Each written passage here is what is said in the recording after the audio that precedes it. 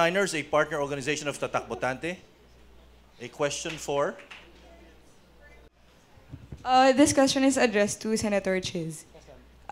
Sir, as a seasoned politician, how would you justify running as vice president under a presidential candidate who relatively has a thin track record?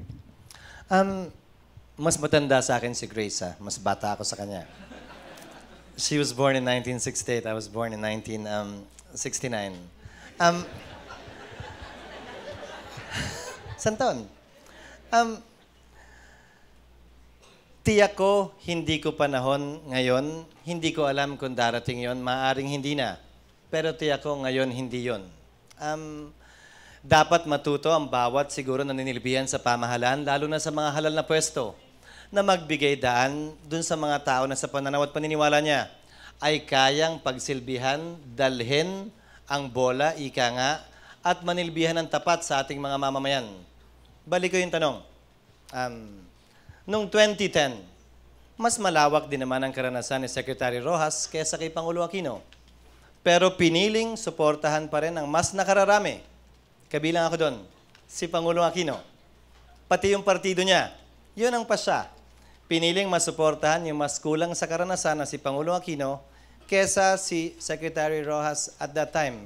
Dahil din marahil, panahon niya yon at yun ang panahon niya. Hindi rin siguro tiyak na darating pa ang panahon ng kanyang katambal, pero tiyak nung panahong yon, hindi yun ang tamang panahon. Ganon din marahil ngayon. Sa totoo lang, mas malaki ang pag-asa ni Senator Grace Manalo kesa ako sa kasalukuyan tinatakbuhan ko. Pero maging ganun pa man, ang importante, malagay sa pwesto yung pananiniwalaan nating may kaya magdala ng bola para sa ating bansa. Naniniwala ako. Nasa tamang lugar ang kanyang puso, nasa tamang lugar din ang kanyang intensyon para sa ating bansa. At kung mabibigyan ng pagkakataon, maninilbihan siya ng tapat at maayos sa ating bansa. Tulad ng mga nagdaang Pangulo natin na naging tapat din, bagaman salat at kulang sa karanasan. Dagdag pa siguro doon. Minsan, alam mo, yung walang karanasan ang maganda, bukas yung isip at bukas ang kalooban. Minsan yung masyado nang matagal din sa gobyerno, pakiramdam at akala nila alam na nila lahat at kaya na nilang gawin lahat. Minsan magandang magkaroon sa pamahalaan ng mas bata, hindi man kasing labak ng karanasan, sapat para malaman ang pagkakaiba ng tama at mali. Sapat para iuna ang mas nakatataas na interes ng nakararami kaysa yung sarili niya o nung malalapit sa kanya.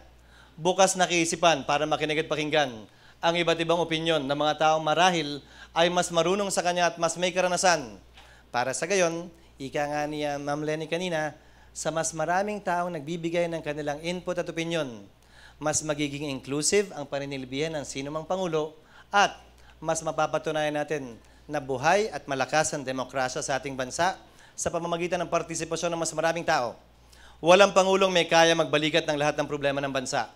Importante at dapat sino mang susunod na Pangulo maging bukas sa pagtulong ng sinuman na nais tumulong sa ikaunlad ng ating bansa. Thank you very much.